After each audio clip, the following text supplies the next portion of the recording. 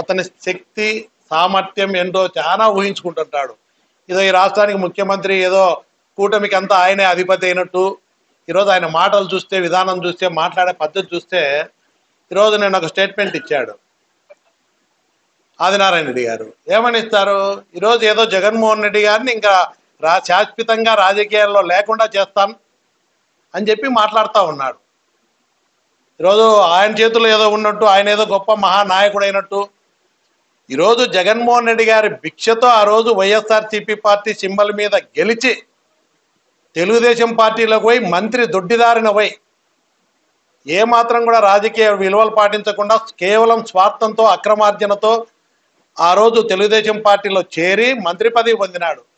ఆయన ఎమ్మెల్యే కాగలిగిన, మంత్రి అయినా వైఎస్ కుటుంబం పెట్టిన భిక్ష ఆయన. మళ్ళీ మంత్రి కూడా అయినా అంటే దొడ్డిదారిన, ఆయన జగన్మోహన్ రెడ్డి పెట్టిన భిక్ష వల్ల దొడ్డిదారిన పోయి ఆ రోజు మంత్రి అయినాడు. మంత్రి అయ్యేదానికి కారణం కూడా ఆ రోజు జగన్మోహన్ రెడ్డి పుణ్యమే.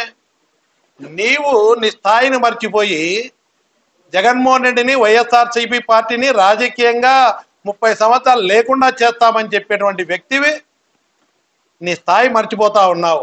నీ రాజకీయ ఈరోజు నువ్వు రాజకీయంగా ఈ స్థాయిలో ఉన్నావంటే వైఎస్ కుటుంబం, జగన్మోహన్ రెడ్డి గారి పెట్టిన భిక్ష అని మర్చిపోతున్నావు. నువ్వు నీ స్థాయి ఎక్కడా? నువ్వు జగన్మోహన్ రెడ్డి గారిని రాజకీయాల్లో లేకుండా చేస్తామని చెప్పి ఏదో చంద్రబాబు నాయుడు గారి మెప్పు కోసరం, నీ అక్రమ సంపాదనల కోసరం, నువ్వు చేసే దౌర్జన్యాలు కప్పిపుచ్చుకునేదానికి వైఎస్ఆర్సీపీ పార్టీని బూచిగా చూపించి ఇంక నేను జగన్మోహన్ రెడ్డినే రాజకీయాల నుంచి శాశ్వతంగా లేకుండా చేస్తా అని చెప్తే ఏదో అమాయకంగా చంద్రబాబు నాయుడు నమ్మి నిన్ను మోస్తాడు అనుకుంటున్నారు. మీరు ఒక అనకొండల్లాగా తయారైపోయి ఈరోజు ఎక్కడ చూసినా ఏ కార్యక్రమాలు నియోజకవర్గంలో నేంతలాగా ఏ పని చేసినా, ఏ కాంట్రాక్టర్, ఏ కంపెనీ వచ్చినా కమిషన్ నాకు కడితేనే ఇక్కడ ఏం పని చేయని నీకు వీలు లేదనే విధంగా మీరు ప్రవర్తిస్తున్న తీరు ఈరోజు ఇప్పటికే జనాలంతా కూడా విసిగిపోయారు. మీరు చేస్తున్నటువంటి అక్రమ సంపాదన కోసరం, మీ స్వార్థం కోసరం మీరు చేస్తున్న కార్యకలాపాలు చూసి జనాలు దమ్మలవాడ నియోజకవర్గంలో ఇప్పుడే విసిగిపోయారు. ఎందుకు మళ్ళీ ఇలాంటి వాళ్ళకి అవకాశం ఇచ్చామా? ఇంత దుర్మార్గంగా వాళ్ళ అక్రమ సంపాదన కోసరం మీరు చూసినారు. కలవటాల పాంపాయపల్లిలో ఒక సోలార్ ప్లాంట్ వచ్చింది.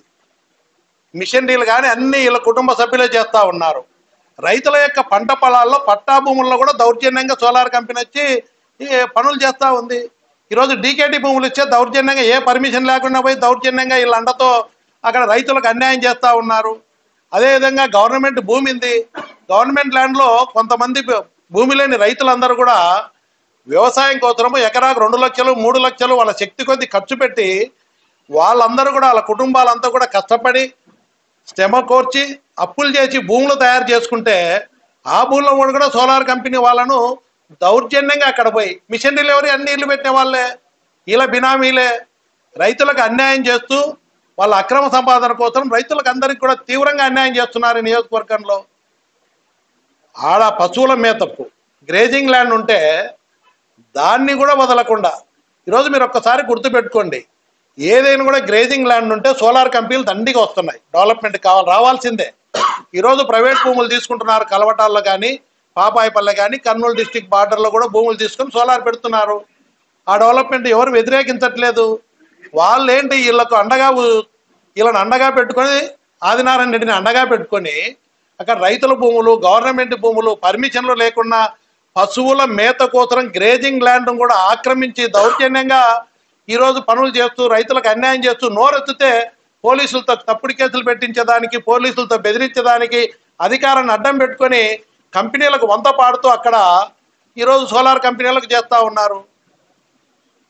ఈరోజు దౌర్జన్యాలు చేస్తూ ఉన్నారు. నేను ఒకటే చెప్తున్నా, నీవు గుర్తుపెట్టుకో ఆదినారాయణ రెడ్డి, జగన్మోహన్ రెడ్డిని 30 సంవత్సరాలు రాజకీయంగా లేకుండా చేయడం కాదు, ఆదినారాయణ రెడ్డి కుటుంబానికి లాస్ట్ ఎలక్షన్. ఇంకా శాశ్వతంగా రేపు రాబోయే ఎలక్షన్ నుంచి కూడా శాశ్వతంగా ఈ రాజకీయాల్లో లేకుండా ప్రజలు చేస్తారు. ఇది లాస్ట్ ఎలక్షన్. నీకు 30 సంవత్సరాలు కాదు కదరా, నీకు శాశ్వతంగా రాజకీయ సమాధి కడతారు. ఈ దమ్మలమడుగు నియోజకవర్గ ప్రజలు సిద్ధంగా ఉన్నారు. అది గుర్తుపెట్టుకో. నువ్వు అధికారం చేపట్టినా నుంచి ఏం చెప్తున్నావు? మాయమాటలు చెప్తా ఉన్నావు. ఏదొచ్చినా ప్రజల కోసం పనిచేస్తున్నా అని చేసేటి అరాజకాలు, ఫ్యాషన్ రాజకీయాలు, ఫ్యాక్షన్ వద్దని. వాళ్ళు చేసే అక్రమాలకు, దౌర్జన్యాలకు అడ్డు తగిలితే ఫ్యాక్షనే. వాళ్ళు ఏం చేసినా కూడా పడిపోతే, వాళ్ళు ఎన్ని దౌర్జన్యాలు చేసినా, ఎన్ని అక్రమ సంపాదనలు చేసినా, రైతుల మీద ప్రజలకు అన్యాయం చేసినా ఎవరు నోరు మెదపకుండా ఉంటే ఇది ఫ్యాషన్. అధికారం శాశ్వతం కాదు, గుర్తుపెట్టుకోండి. అధికారం శాశ్వతం కాదు.